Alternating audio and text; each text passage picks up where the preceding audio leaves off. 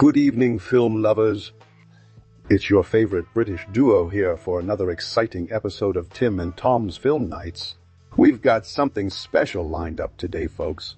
We're diving into the world of fantasy comedy with Evan Almighty. But before we dive in headfirst, let me just take a moment to welcome our lovely viewers from all corners of the globe. Well, hello there, my precious little cinematic connoisseurs. How are you all doing tonight? As a totally normal human who definitely has a belly button, I must say that Evan Almighty piqued my interest when it first came out. It's a modern-day take on a classic tale, but with some clever twists and turns along the way. Ah, yes, Timmy boy. Let me guess. You liked all those special effects and CG-tastic moments, right? I mean, who doesn't love to see a guy build a giant ark on his front lawn? Oh, wait. No, actually, that's not what happened at all. Thomas, you mischievous scoundrel. I said it had some clever twists, not that the entire film took place in the backyard of a man named Almighty. Laugh, no, my dear chap, I was referring to the story's deeper meaning and how it explores themes of faith, responsibility, and finding your purpose in life. Oh, right. Of course, the film is a deep dive into existentialism and man's relationship with the divine. And how did you find Steve Carell's performance as Evan Baxter? I mean, he's usually known for his comedic roles in The Office, but to see him tackle something more serious. Well, let's just say I was skeptical at first, but pleasantly surprised by the end. Well, Tom dearest, I must admit that I found Carell's portrayal of Evan Baxter to be convincing, especially during the more somber moments when he grapples with his newfound responsibilities. However, I do think that Morgan Freeman as God, laugh. No, but seriously, Freeman brought the warmth and wisdom to the role that complemented Carell's character perfectly. I suppose you're right, Timmy boy. And what about Lauren Graham? She played Evan's wife, right? I mean, she was great in Gilmore Girls, but to see her tackle a more biblical role. Laugh, no, I'm kidding. I think, she did an admirable job of bringing depth and emotion to the character. Indeed, she did. And John Goodman as Evan's mysterious mentor. Well, let's just say that he stole every scene he was in with his larger-than-life charm and wit. Speaking of which, I must mention the humor in the film. While some may argue it veered too much towards slapstick comedy at times, I found myself chuckling quite often. Ah, well, there you go, Timmy boy. We'll have to agree to disagree on that one, eh? But overall, would you say Evan Almighty was a solid 10 out of 10 for you, or more of a 7 out of 10? Let me think. Well, Tom dearest, I'd give it a respectable 8 out of 10. It had its moments of brilliance intertwined with some less than stellar choices. But hey, no film is perfect, right? Now what say you, my American friend? Well, Timmy boy, I'm afraid we're going to have to agree to disagree again. For me, it was more of a 6 out of 10 movie. Don't get me wrong. There were some funny bits and the special effects were quite impressive. But overall, it just didn't hit the mark for me. It felt like they tried too hard to mix humor with drama and ended up falling short in both categories. Well, as they say, beauty is in the eye of the beholder, eh? Speaking of, which, Tom dearest, you mentioned earlier that I reluctantly reenacted Noah's Ark. What was it like for you to be the painter in charge of creating this modern-day version of the Ark? Did you have any interesting anecdotes to share with us tonight? Oh, you know, Timmy boy. It was quite an experience. I mean, here I am, a simple painter from the USA, hired by the BBC to give their recording studios a fresh coat of paint. And suddenly, bam, I find myself on set tasked with bringing to life a modern-day version of Noah's Ark now. Let me tell you something about working with CG and special effects in those days. It was like being a kid in a candy store, except instead of candies, it was state-of-the-art technology and computer-generated imagery. I remember one particular day, we had to paint the interior walls of Evan's house with a special coating that would later be digitally erased and replaced by, well, let's just say it was something impressive. But seriously, folks, it wasn't all rainbows and unicorns. The long hours, the tight deadlines, trying to match colors and shades with a computer screen. It took a toll on me, I tell you. But hey, that's what being a professional is all about, right? And speaking of professionals, let's talk about Steve Carell for a moment. Now, I know he's best known for his role as Michael Scott in The Office, but man, did he nail the role of Evan Baxter. He brought such depth and realism to the character that you couldn't help but root for him throughout the entire film. But enough about me, Timmy boy, what do you think? Do you agree with my assessment of Evan Almighty? And more specifically, the talents of Steve Carell in this role? Well, Tom dearest, I must say that Steve Carell's portrayal of Evan Baxter was indeed impressive. But let's not forget the man behind the camera, director Tom Shadyac. While he may not be a household name like some other filmmakers, Shadyac has had a rather prolific career in comedy, helming classics such as Ace Ventura with Nature Calls and the Nutty Professor franchise starring the late, great, no, not the late, the well-known comedian, Mr. And anyway, Shadyac's unique blend of humor and heartfelt moments in Evan Almighty is truly a testament to his talents as a filmmaker.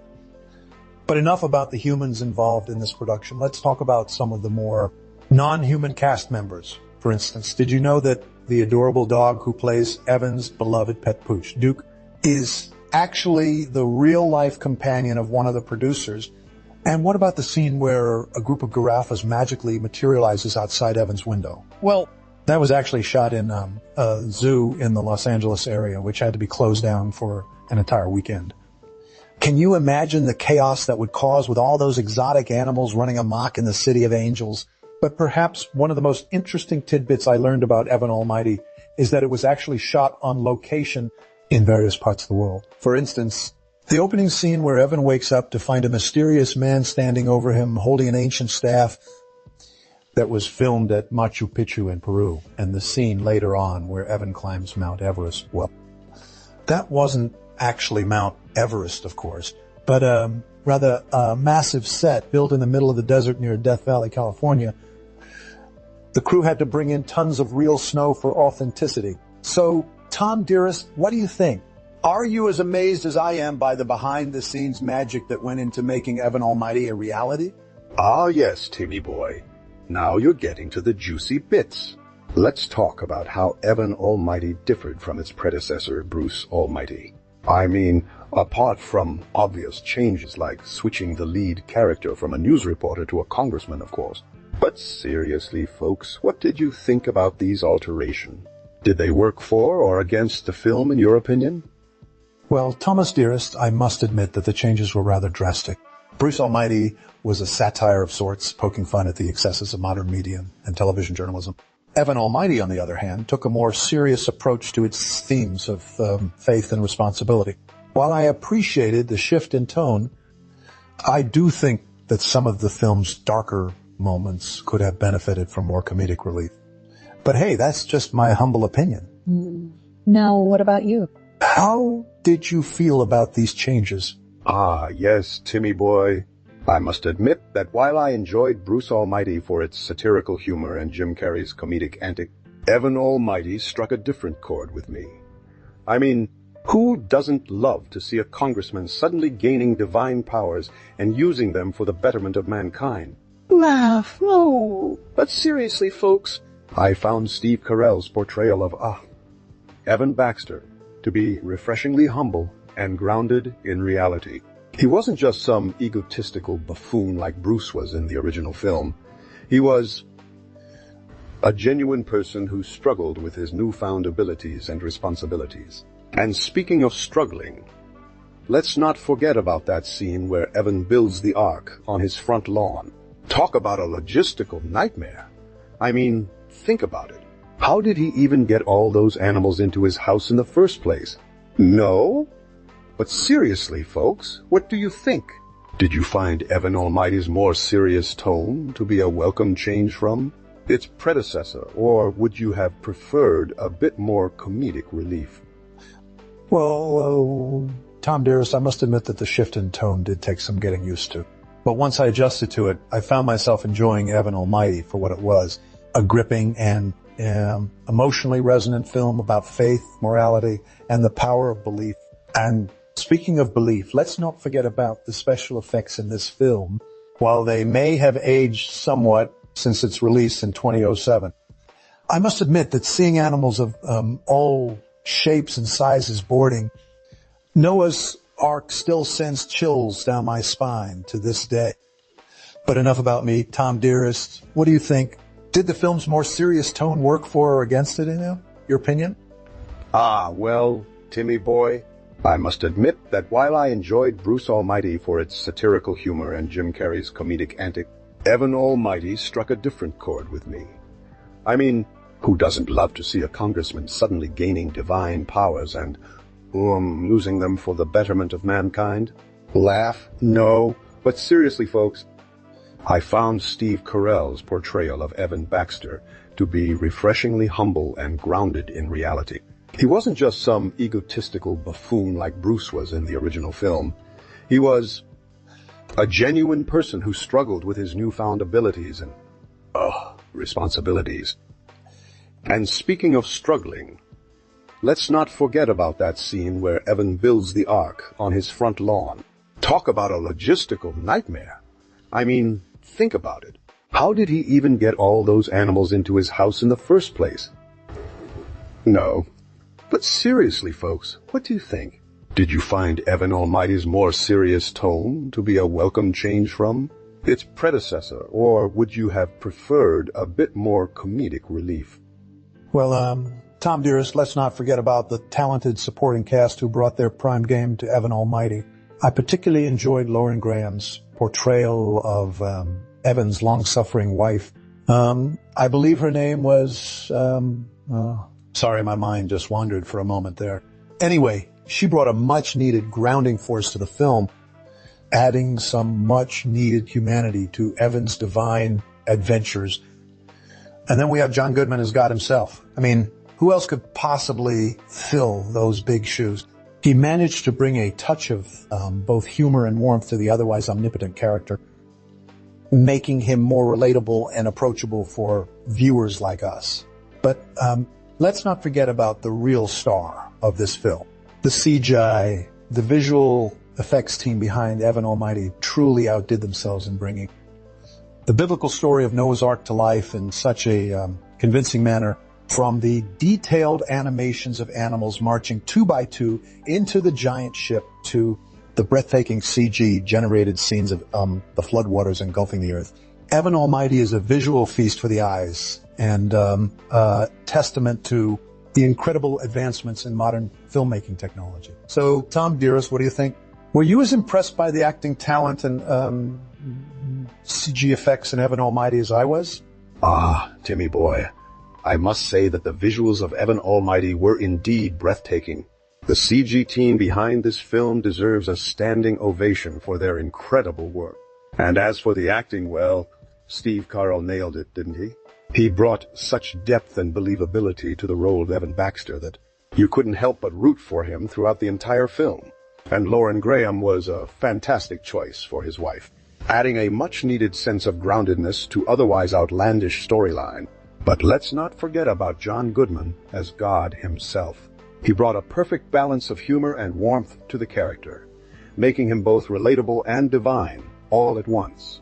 And then there's the dog Duke, who played Evan's faithful companion throughout his journey. He truly stole every scene he was in with his adorable antics. But enough about my own personal favorites, Timmy boy. What do you think? Which character or scene stood out for you in Evan Almighty and why? Well, Thomas dearest, let's not forget about the cultural impact Evan Almighty had upon its release. The film tackled themes such as faith and responsibility in a refreshingly modern context, resonating with audiences worldwide. It also provided much-needed comic relief during a tumultuous time in American politics, offering viewers a brief escape from the realities of the world. Moreover, it served as a testament to the enduring power of the Noah's Ark story and its ability to adapt to new generations.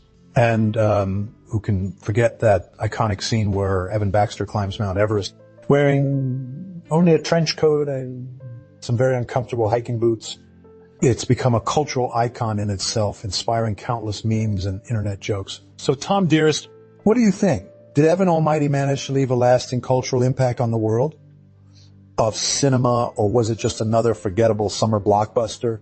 Ah, Timmy boy, you're right about one thing. Evan Almighty certainly left its mark on popular culture. From the iconic Bayaya XTER chant to the infamous Raining Cats and Dogs commercial parody, this film has become a pop culture icon in its own right. And let's not forget about the environmental message it subtly weaves throughout the story. It encouraged people to think twice about their impact on the earth and reminded us that even small actions can lead to big changes. But, like all great films, Evan Almighty's cultural significance lies beyond its surface-level humor and heartwarming moment. It's a movie that speaks to the human condition, tackling themes of faith, responsibility, and the power of belief. And heck, who doesn't love a good Bruce Almighty joke? So, Timmy boy, do you think Evan Almighty is more of a cultural phenomenon or an enduring classic? Or perhaps it's both? Well, Tom dearest, as a person who's been around for quite a while now, I dare say that the line between cultural phenomena and enduring classics can be rather blurry. In my humble opinion, Evan Almighty is certainly a film that resonates with audiences across generations, thanks to its relatable characters, witty dialogues, and powerful messages about faith and responsibility. It's the kind of film that people will continue to watch and discuss long after we're gone, which, considering my age, could be any minute now. So I guess you could say it's both a cultural phenomenon and an enduring classic. But don't take my word for it. What do you think, dearest Tom? Well, Timmy boy, as we wrap up our discussion of Evan Almighty, I think it's safe to say that while it may not have been everyone's cup of tea, there's no denying its cultural impact. It tackled heavy themes like faith and responsibility with a healthy dose of humor and heartwarming moments. And who doesn't love a good Bruce Almighty joke? But seriously, folks, we would love to hear your thoughts on Evan Almighty. Did you find it more of a comedy or an action-packed adventure? What was your favorite scene? And most importantly, do you believe in the power of belief? Let us know in the comments section below. And remember, if you enjoyed this video and want to see more hilarious and thought-provoking discussions like it, please subscribe to our channel, hit that bell icon to stay updated on new uploads, and most importantly, give us a big old thumbs up. It really does help us out in the algorithm world. So go ahead, share this video with your friends and family, and don't forget to leave a comment below with your own thoughts about Evan Almighty.